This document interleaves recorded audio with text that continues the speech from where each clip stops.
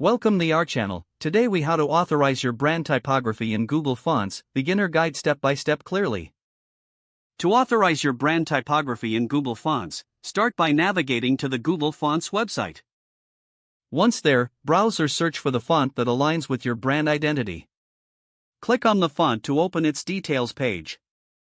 On the font details page, select the styles you wish to use. After selecting your desired styles, look for the Embed section. Copy the provided link to use in your website's HTML. Next, open your website's HTML file in a code editor. Paste the copied link inside the head section of your HTML file. Then, identify the CSS rules where you want to apply your selected font. Use the font family property in your CSS to specify the font. For example, you can write, font family, your selected font, sans serif. Save your changes in the HTML and CSS files. Now, open your website in a browser to see the changes in action. Ensure your selected font is correctly displayed across your brand materials. That's it. Your brand typography is now authorized through Google Fonts.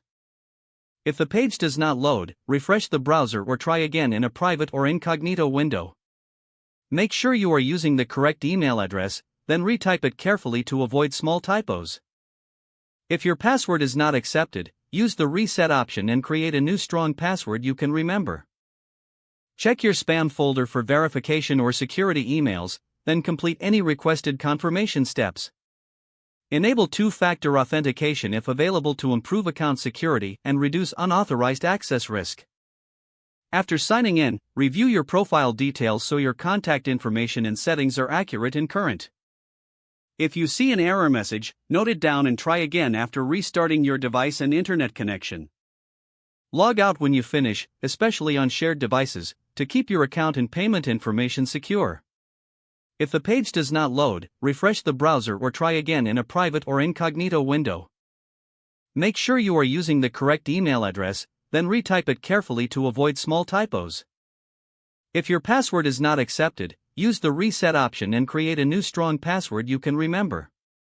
Check your spam folder for verification or security emails, then complete any requested confirmation steps.